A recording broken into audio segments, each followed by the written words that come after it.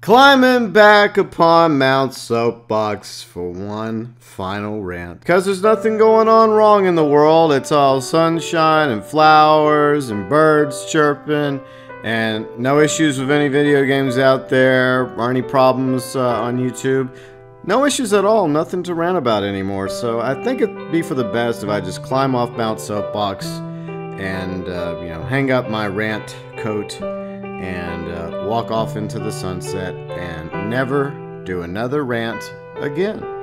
April Fools! I had to do it. Sorry, not sorry.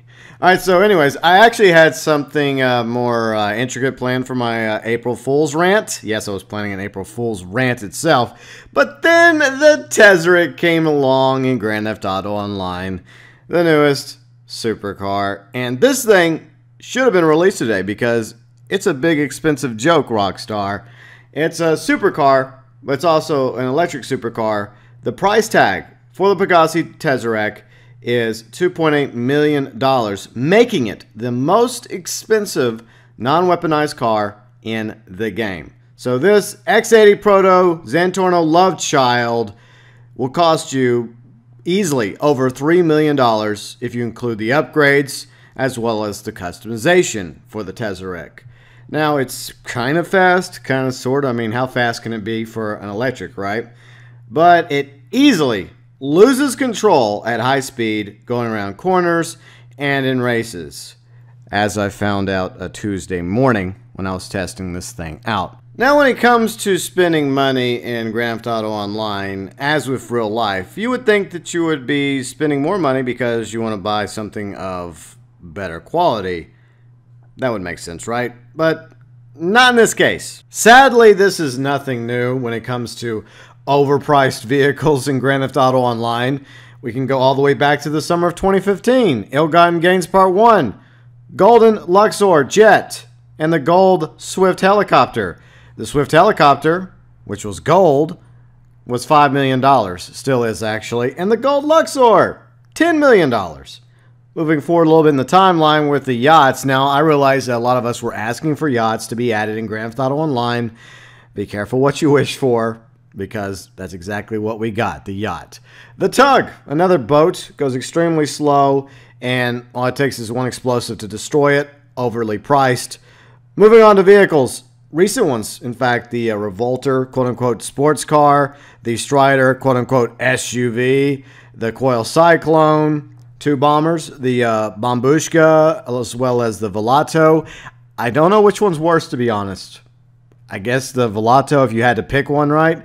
The Ardent, because a lot of us assume that the Ardent would be able to go in the water because it's the one based off the James Bond car that goes underwater. Sadly, that was not the case.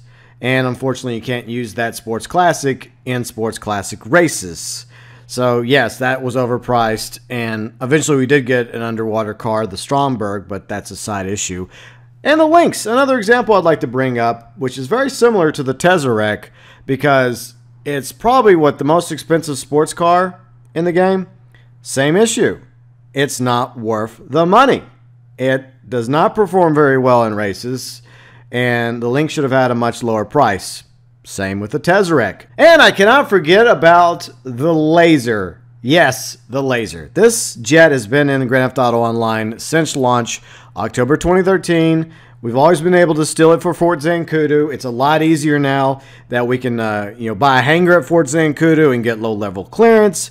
But when Rockstar finally made it available for us to purchase through Warstock and either as a Pegasus vehicle or simply putting it in your hangar, the price tag $6 million for a laser fighter jet when you already have the Hydra as well as the Pyro jets, which are much cheaper than the Laser. So obviously overpriced for the Laser, especially given the fact that all you have to do to get a Laser, even though it's temporary, is just simply go steal one from Fort Z. Now, granted, not all vehicles in Grand Theft Auto Online are overpriced and should be worth less than they are. There's definitely some good quality sports cars. There's good quality military vehicles. There's good quality muscle cars. And yes, there's even good quality supercars, which we'll talk about in a minute. Apparently, what we're paying for is just looks. Not better performance, not better top speed, not better anything when it comes to these supercars that have come out over the past few weeks, which includes the Tezeract, the Taipan, and of course, the Entity XXR. Now, unfortunately, none of these vehicles are worth the price tag. But then again, the same thing can be said about most of the vehicles that have come out in the recent months or years in Grand Theft Auto Online, with a few exceptions. The Wagner, for example, is cheaper, yet it performs way better in races than the Tezeract, the Taipan, as well as the Entity XXR. And it's, I think, what, $1.6 or $1.7 million for the Wagner.